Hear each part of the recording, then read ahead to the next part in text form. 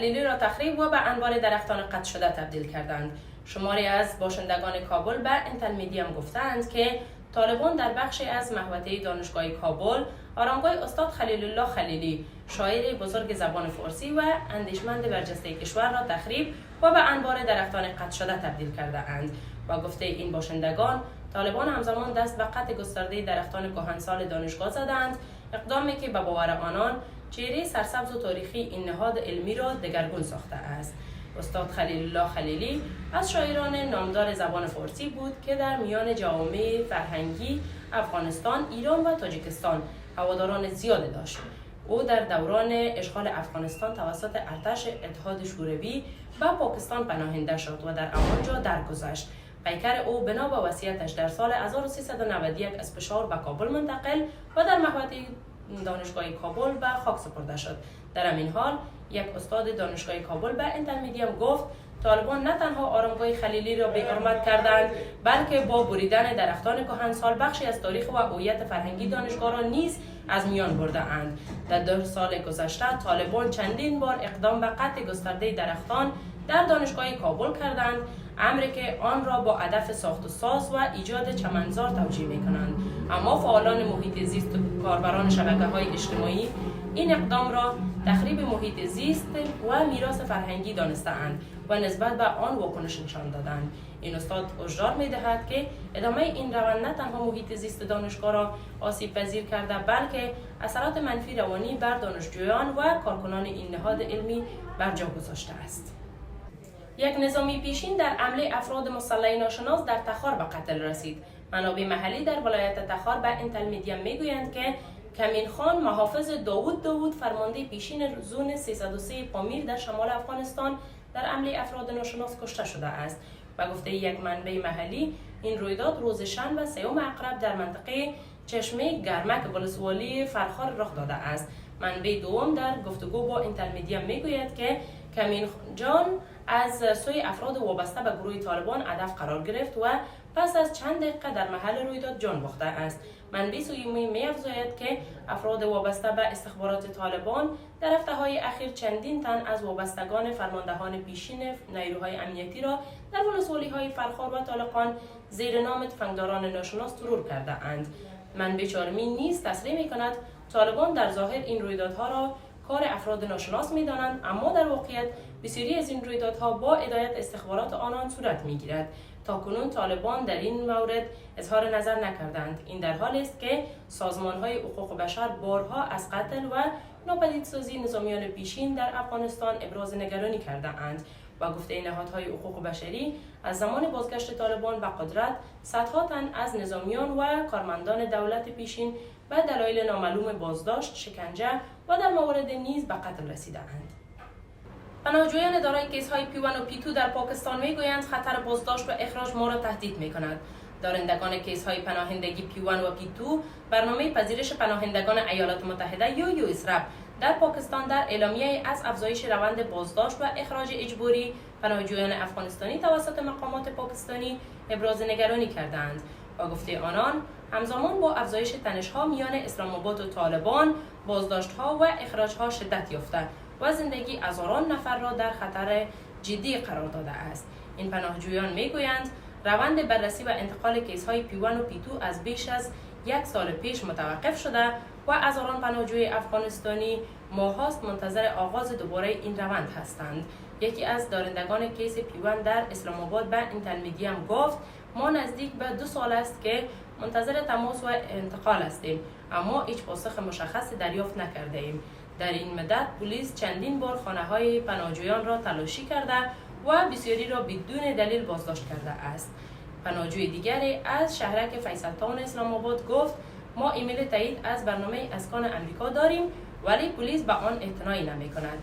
هر لحظه ممکن است بازداشت شویم و به افغانستان فرستاده شویم، جایی که زندگیمان در خطر است. همچنین یک زن پناهجو از کویت به اینترمیدیم گفت من و شوهرم به خاطر همکاری با نهادهای خارجی از سوی طالبان تهدید می‌شویم. اگر ما را برگردانند بدون شک کشته خواهیم شد. از جامعه جهانی می‌خواهیم صدای ما را بشنود و مانع اخراج‌ها شوند. پناهجویان از سازمان ملل متحد، نهادهای حقوق بشری و کشورهای میزبان خواستند که برای توقف فوری بازداشت‌ها و اخراج‌های اجباری و تسریع روند انتقال دارندگان کیس‌های P1 و P2 اقدام قاطع انجام دهند. وزیر دفاع پاکستان گفت در صورت شکست مذاکرات با طالبان جنگ تمام عیار آغاز می شود.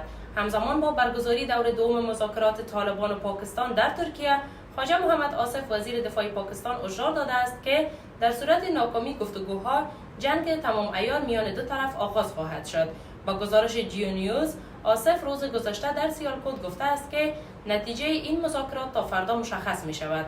او افزود در 4 تا 5 روز گذشته هیچ درگیری مرزی رخ نداده و 80% از توافقات نشست دوحه در حال اجرا است. او مدعی شد که هند از طالبان برای راه اندازی جنگ نیابتی علیه پاکستان استفاده می کند و افزود افغانستانی ها به نمایندگی از هند علیه ما عمل می کنند. وزیر دفاع پاکستان در عین حال ابراز امیدواری کرده که دو کشور به توافق برای صلح پایدار برسند، اما گفت افغانستانی ها از تروریسم در پاکستان حمایت می کنند، در حالی که ما بیش از 4 دهه میزبان آنان بوده ایم. دور دوم مذاکرات طالبان و پاکستان روز شنبه 3 اکتبر در استانبول با میانجیگری ترکیه برگزار شد. هیئت طالبان به ریاست معین وزارت داخله در این نشست شرکت کرده است. رسانه‌های پاکستان امروز گزارش دادند که محور اصلی خواسته‌های اسلام آباد مقابله با نفوذ و عملات برنامه‌ریزی شده از خاک افغانستان بوده است. و گزارش اکسپرس تریبون، این مذاکرات با تمرکز بر تهدیدهای تروریستی و تقویت همکاری‌های امنیتی میان دو طرف برگزار شده و قرار است گفتگوهای ادامه یابد. در همین حال طالبان تاکنون در این مورد همانند گذشته خاموش بوده و جزئیات یا موضوع اصلی مذاکره را با رسانه‌ها در میان نگذاشتند. رسانه‌های پاکستانی به نقل از منابع آگاه گزارش دادند که هیئت مذاکره کننده پاکستان در استانبول به طالبان پیشنهادهای ارائه کرده است که همکنون در حال بررسی است. محور اصلی خواسته‌های اسلام آباد مقابله با نفوذ و عملات برنامه‌ریزی شده از خاک افغانستان عنوان شده است. منابع میگویند موضوع جابجایی اعضای تحریک طالبان پاکستان یا TTP در اولویت مذاکرات نبوده، اما اسلام آباد بر اجرای اقدام‌های مشخص و دریافت پاسخ روشن از سوی طالبان تاکید کرده است. و گزارش اکسپرس تریبون، دور دوم مذاکرات امنیتی میان هیئت‌های طالبان و پاکستان روز شنبه با توافق بر ادامه گفتگوها به پایان رسید. این نشست با میانجیگری دولت ترکیه و با تمرکز بر مقابله با تهدیدهای تروریستی و تقویت همکاری امنیتی میان دو طرف برگزار شد. دو هیئت همچنین توافق کردند طی 2 روز آینده به منظور بررسی مکانیزم مشخص همکاری در زمینه‌های امنیتی، مرزی و ضد تروریسم بار دیگر گفتگو کنند. در جریان نشست، اسلام آباد موضوع قاطع خود را در قبال تهدید گروه‌های حراس‌افکن فعال در منطقه از جمله TTP و گروه گلبهادر اعلام و از طالبان خواست تا پناهگاه‌های این گروه‌ها را از خاک افغانستان برچینند. منابع اکسپرس تریبون میگوید پاکستان در مذاکرات استانبول یک دستور کار واحد با تمرکز بر نابودی شبکه‌های حراس‌افکنی ارائه کرده است. یک دختر اهل افغانستان در جمع رهبران جوان سال 2025 سازمان ملل قرار گرفت.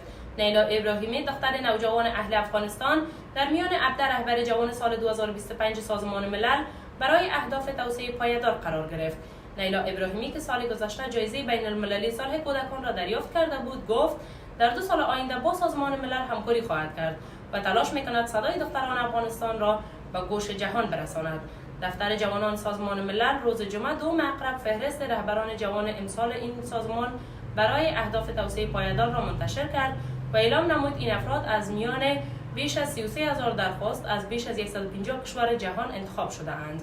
در بیانیه سازمان آمده است که این رهبران جوان در تمامی بخش‌های سازمان ملل فعالیت دارند.